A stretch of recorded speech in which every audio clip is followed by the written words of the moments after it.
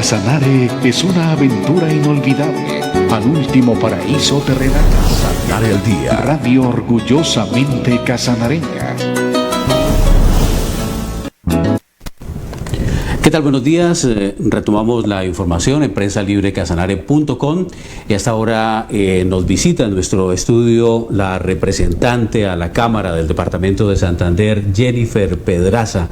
Es muy joven la representante, pero pues ha hecho un papel bastante visible en el Congreso de la República y sobre todo vemos, representante, que tiene usted la capacidad de aceptar errores, como haber apoyado inicialmente al presidente. ¿Por qué empezamos por ahí? Y ahora tener una postura muy diferente. Bienvenida al departamento de Casanare. ¿Cuál es el motivo de su visita hoy a Yopal? Hola, estoy muy contenta de estar hoy en Yopal, muy feliz de volver porque yo ya había estado aquí en 2 ocasiones. Si bien yo soy de Bucaramanga, yo soy representante de la Cámara por Bogotá.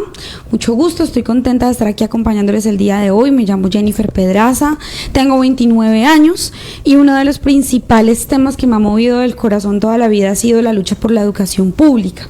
Yo vengo del movimiento estudiantil, fui representante estudiantil de la Universidad Nacional de Colombia y digamos que en consecuencia con esa lucha social de la que vengo, hemos presentado un proyecto de ley para reformar la Ley 30 y garantizar financiación digna para las universidades públicas.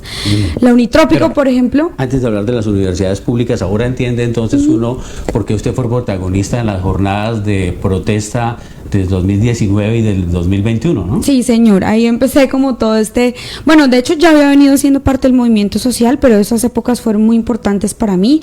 Hoy lamento que, por ejemplo, el gobierno esté instrumentalizando el movimiento social. Realmente la mayoría de las causas que nos han movido a la juventud desde ese entonces no han sido atendidas por este gobierno y al gobierno parece que solamente le sirve la protesta social cuando es en su favor, cuando pretende embolsillársela como hizo lamentablemente el día de ayer en el 1 de mayo, el Día Internacional de los Trabajadores. ¿Es egresada de la Universidad Nacional? Sí, señor, yo soy economista, egresada de la Universidad Nacional y ahora soy representante de la Cámara por Bogotá. De un partido que está comenzando, un partido joven, ¿no? Mi partido se llama Dignidad y Compromiso. Aquí en Yopal, de hecho, tenemos unos compañeros que son concejales, un trabajo muy importante con las consejerías de juventud. Este es un partido que existe a partir del año 2020, en donde se funda, y eso es un reto, pero también ha sido muy interesante porque hemos podido desde el principio nacer con cosas como tan básicas como, por ejemplo, tener un protocolo para atender, prevenir y sancionar violencias basadas en género, y ahora pues estoy aquí también como parte de nuestro trabajo para invitar a la juventud a que se candidatice para las consejerías departamentales y municipales de juventud, que nadie nos las ha regalado, han sido fruto de la lucha del movimiento juvenil, y en esa medida cada vez que hay vacantes, cada vez que la juventud no vota, pues desaprovechamos una oportunidad muy importante para ser tenidos en cuenta. Representante Jennifer Pedraza, precisamente este proyecto de ley que usted encabeza de financiación a la educación pública, a las universidades públicas, pues es muy pertinente en Casanare, teniendo en cuenta que tenemos una de las universidades o la universidad más joven pública del país. ¿De qué se trata ese proyecto y, por ejemplo, cómo beneficiaría a universidades como Unitrópico? Totalmente de acuerdo. Para mí esta es una historia sui generis, la historia de cómo la Unitrópico se vuelve una universidad pública, habla precisamente de ese reclamo creciente por el acceso a la educación que ha vivido mi generación y que me alegra mucho que aquí en Casanare se haya logrado atender a través de la Unitrópico. Pero ¿qué problema tenemos? Pues que los recursos no son suficientes para que la universidad pueda atender toda la juventud del departamento, para que pueda crecer, crear nuevos programas, ojalá poner nuevas sedes en otros municipios del departamento de Casanare. Y además, pues que la forma a través de la cual se financian las universidades públicas está equivocada, quedó mal hecha en la ley desde hace 30 años y ha generado que las universidades públicas se enfrenten un faltante presupuestal que se estima en 18 billones. ¿A qué me refiero? Por ejemplo, a mí, cuando yo era estudiante en la Universidad Nacional, en estas épocas de lluvia, se me cayó el techo de la Facultad de Derecho encima. A mí y a mis compañeros, cosa que uno diría, mejor dicho, ¿qué más se necesita para que el país entienda que las universidades públicas están en una crisis profunda y que necesitan una financiación digna y que además no dependa de la voluntad de cada gobierno? Porque ¿cómo estamos al día de hoy? Cada presidente llega y ese año a las universidades les toca marchar, luchar para ver si por favor las financian por esos 4 años y después cuando cambia el gobierno volver a hacer eso para ver si la educación es una prioridad en cada gobierno. ¿Y eso cómo se va a hacer en ese proyecto de ley? Entonces por eso presentamos una propuesta para reformar los artículos 86 y 87 de la ley 30, que lo que hace es cambiar la fórmula según la cual crecen los recursos de las públicas.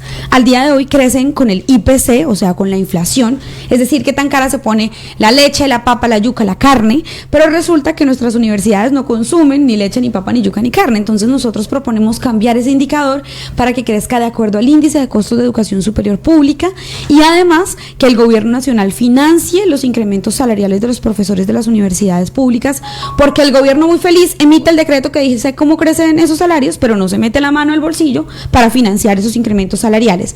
Y otros puntos muy claves, por ejemplo, crear una base presupuestal a las instituciones técnicas y tecnológicas y universitarias que también son muy relevantes en todo el país. También se propone una ruta para que de aquí a 10 años el presupuesto de inversión para la educación pública crezca por lo menos al 1% del PIB y ese tipo de planteamientos que son mínimos, porque la verdad es que si no hay presupuesto para la educación, pues cómo pretendemos que sea de calidad o que pueda ofrecerse en los municipios en donde hoy la única alternativa que tienen muchos jóvenes es o el trabajo y además que es muy escaso. Sabemos que estamos en la informalidad creciente o el reclutamiento de grupos armados, que lamentablemente es un flagelo para mi generación y que se ha agudizado tremendo en estos últimos 3 años. Representante Jennifer Pedraza, ¿y cómo va el trámite de esta ley? ¿En qué etapa va? ¿Y el ambiente político en el Congreso de la República?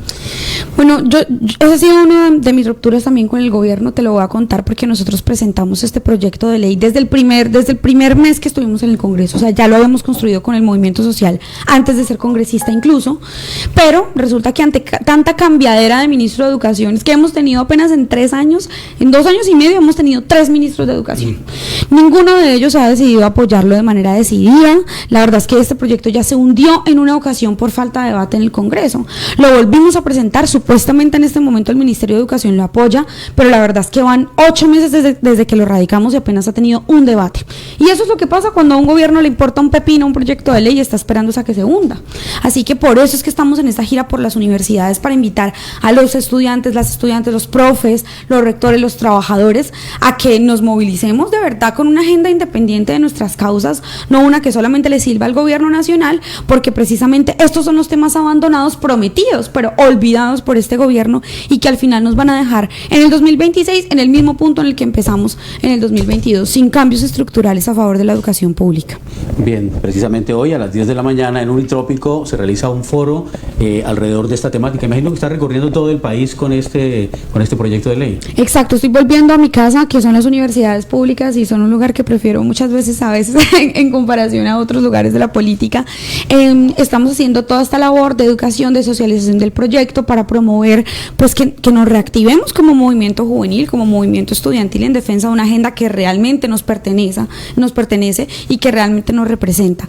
Ese es el objetivo para evitar pues que no haya cambios en la educación, pero en general este es uno de nuestros temas, pero realmente la agenda de la juventud va incluso mucho más allá, no solo por la educación superior pública, sino también por el acceso al empleo, por el acceso al arte, a la cultura, por la participación juvenil. También presentamos un proyecto de reforma al Estatuto de Ciudadanía Juvenil para que estos espacios como los consejos de juventud pues no sean un saludo a la bandera, que uno va y lo dejan en visto, el gobernador, el alcalde no tienen en cuenta lo que uno propone e incluso uno se vuelve un objeto de amenazas de las organizaciones criminales que lamentablemente están muy fortalecidas en el territorio y en donde la juventud pues se termina volviendo un obstáculo para el accionar de esos criminales y pues estamos en riesgo. Yo escucho eso en cada región a la que voy, jóvenes que me dicen estoy siendo amenazada porque estoy luchando por un colegio, porque estoy luchando por una carretera, porque obviamente cuando luchamos por proyectos de vida libres y autónomos, los primeros que se ofuscan son los grupos criminales que quieren vivir a partir del reclutamiento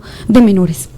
Representante, pues usted es un miembro del Congreso bastante importante para la pregunta que le voy a hacer sobre la consulta popular, teniendo en cuenta que usted acompañó al comienzo el gobierno Petro y que ahora, como dijo usted al inicio de la entrevista, Petro se está valiendo de mecanismos de movilización ciudadana precisamente para sacar adelante estas iniciativas que no están muy probados si realmente le benefician o no a la gente, a los habitantes del país. Mira, yo voté positivo las 2 veces que la reforma laboral se ha presentado al Congreso. Yo creo que es la mejor de las reformas que ha presentado el gobierno nacional, porque yo estoy de acuerdo con recuperar el pago de horas extra, de horas dominicales y festivos nocturnas desde las 7 de la noche, como se propuso en el documento inicialmente. Y sin embargo, le quiero decir a todas las personas que nos están viendo que la consulta popular no recupera ni un solo derecho laboral perdido. ¿Por qué? Porque aunque pase el umbral, que ya es difícil, que son 13 millones de votos, y aunque tenga todos los votos por el sí, cada una de esas preguntas tiene que volver al Congreso en forma de proyecto de ley o en forma de iniciativa legislativa para regularla. En ese sentido nos vuelve a dejar en el mismo punto en el que estamos al día de hoy, que es presentándole al Congreso un proyecto de ley. ¿Por qué no? En vez de hacer todo ese trámite, el gobierno se enfoca en o revivir la laboral a partir de la votación de la apelación que va a tener, o en apoyar otros proyectos de ley que se han presentado, como la reforma laboral mínima para recuperar derechos laborales, en vez de estar amenazando al Congreso, como hizo ayer el presidente Gustavo Petro, consciente de que la consulta popular no va a recuperar ningún derecho laboral, pero lo que sí hace es anticipar las elecciones y poner al gobierno nacional en modo campaña. Cuando lo eligieron, y lo elegimos porque yo voté por este gobierno en segunda vuelta, ha sido completamente decepcionante su labor.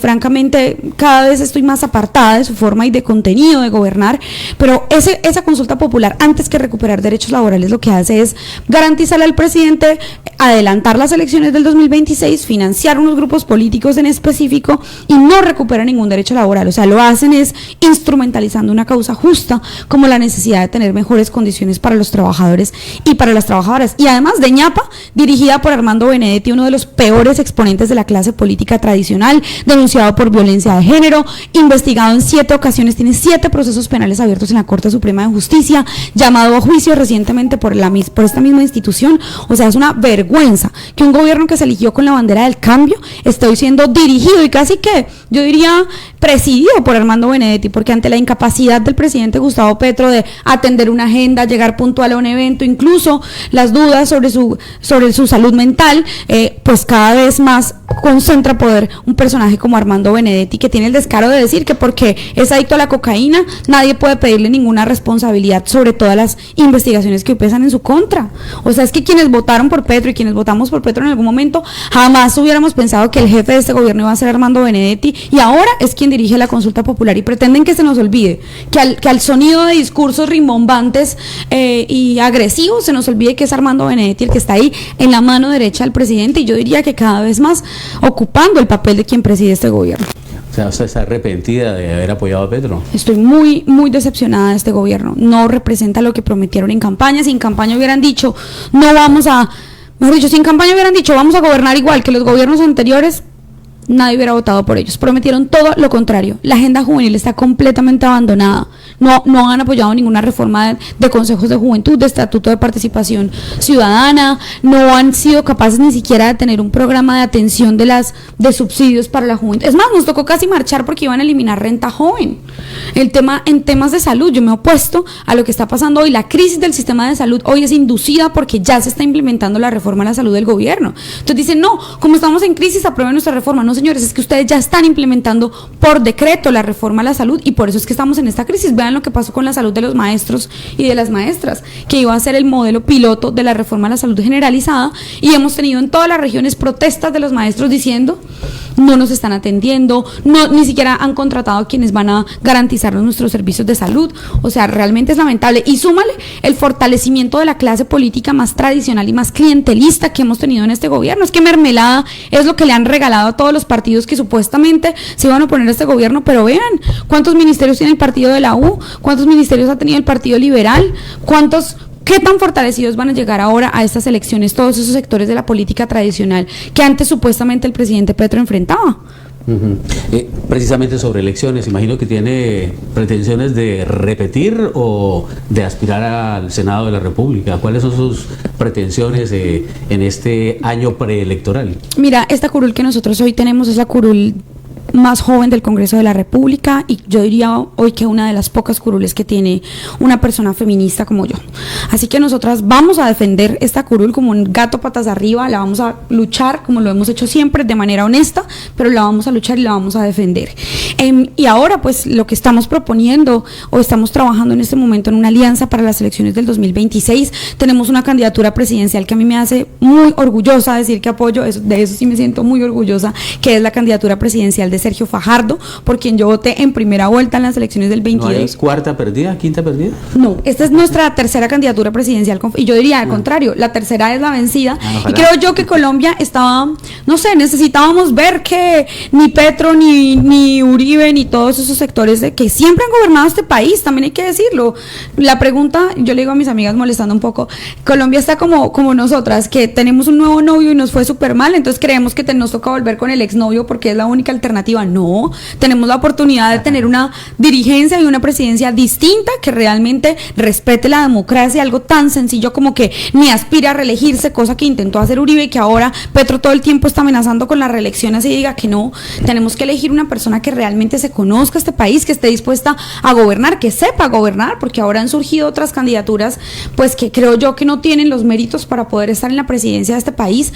Una persona como Fajardo, que gobernó Antioquia, que gobernó Medellín, que lo hizo súper bien, que sacó a Antioquia de haber sido el departamento con la mayor cantidad de muertes por cada 100.000 habitantes, lo mismo que Medellín, y que a partir de programas como de educación, de cultura, de empleo, fue capaz de transformar esa región, y yo creo que eso es lo que necesita Colombia, además porque vamos a llegar en el 26 como un país muy fragmentado, porque el tono en el que está el debate político hoy es lamentable, o sea, incluso en el Congreso han estado que se van a los puños, lamentablemente ha sido muy decepcionante para mí ver ese tono. A mí me parece que para llamar al país a la unidad, para trabajar alrededor de un proyecto de país, pues tiene que haber una persona que sea capaz de sentar a las diferentes posturas políticas y llamarles a un acuerdo, y esa persona para mí sí es Sergio. Perfecto, es Jennifer Pedraza, congresista santanderiana de Bucaramanga. Soy de Bucaramanga, pero pues ahorita ya ustedes ven mi acento rolo. No, todavía a veces cuando me emociono. Ahora soy representante de la Cámara por Bogotá, sí. Ah, por Bogotá. Por Bogotá. Yo vivo en Bogotá y soy representante por Bogotá. Muchas, exacto, gente muy joven. Aquí precisamente está todo mi equipo de trabajo que hemos conformado una plataforma de incidencia política que se llama Primero la Gente, que les invito a que nos sigan y a que vean que hay jóvenes en todo el país alrededor de este trabajo, y que de alguna manera yo soy la vocera o la representante, pero esta es solamente la punta del iceberg de un trabajo mucho más grande. Hoy también vamos a estar haciendo una mesa técnica para trabajar en las elecciones de los consejos municipales de juventud. En octubre, ¿no? Estas elecciones van a ser en octubre, y pila chicos, chicas que han sido peleadas, luchadas, estos espacios de participación política. Aquí en Casanare ha habido un movimiento juvenil muy fuerte alrededor de los CMJs, alrededor del subsistema de participación juvenil, de verdad envidiable.